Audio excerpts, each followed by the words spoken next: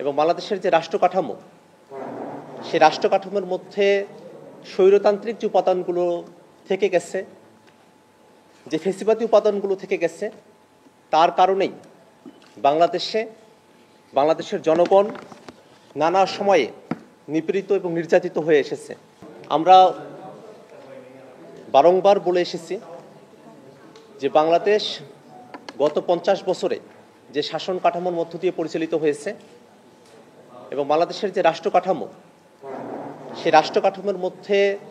স্বৈরতান্ত্রিক যে উপাদানগুলো থেকে গেছে, যে ফেসিবাদী উপাদানগুলো থেকে গেছে, তার কারণেই বাংলাদেশের জনগণ নানা সময়ে নিপীড়িত এবং নির্যাতিত হয়ে এসেছে। সেই স্বৈরতান্ত্রিক এবং ফেসিবাদী কাঠামোগুলো থেকে বাংলাদেশের সংবিধান এবং রাষ্ট্র কাঠামোকে উত্তরণ ঘটিয়ে একটি গণতান্ত্রিক রাষ্ট্রের দিকে আমরা কিভাবে নিজেদেরকে সামিল করতে পারি, সেই প্রচেষ্টার জায়গা থেকে বাংলাদেশের আপামর ছাত্র জনতা 24 জুলাই অভ্যুত্থানে তারা জীবন দিয়েছেন। তাদের জীবন দেওয়া, তাদের শাহাদাত বরণ করা যেন সার্থক হয়,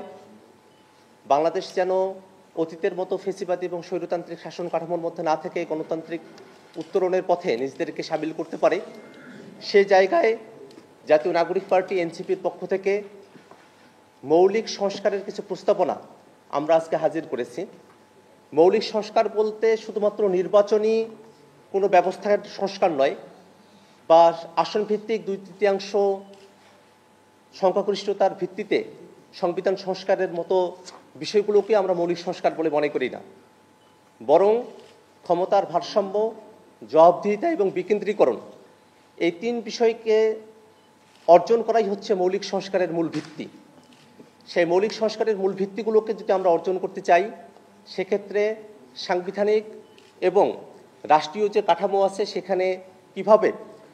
স্বৈরতান্ত্রিক এবং ফেসিবাদী যে উপাদানগুলো আছে সেগুলো থেকে আমরা মুক্ত হতে পারি, একই সাথে আমাদের সাংবিধানিক যে পদগুলো আছে সেগুলোতে নিয়োগের ক্ষেত্রে দলীয়করণের বাইরে এসে কিভাবে জাতীয় স্বার্থকে আমরা প্রতিফলিত করতে পারি, একই সাথে আমাদের বিচার বিভাগকে কিভাবে রাজনীতির মুক্ত করে সত্যিকার অর্থে ন্যায় বিচারের প্রতীক হিসাবে হাজির করা যায়, এই প্রত্যেকটা বিষয়কেই মৌলিক সংস্কারের অন্তর্ভুক্ত বলে আমরা মনে করি। সেই মৌলিক সংস্কারের বিষয়গুলোর মধ্যে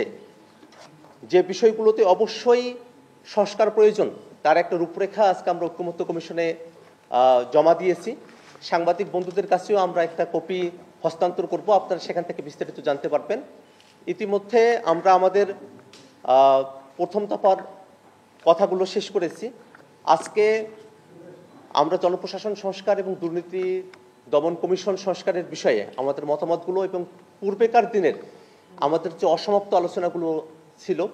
সেই বিষয়গুলো নিয়ে আমরা আজকে কথা বলবো।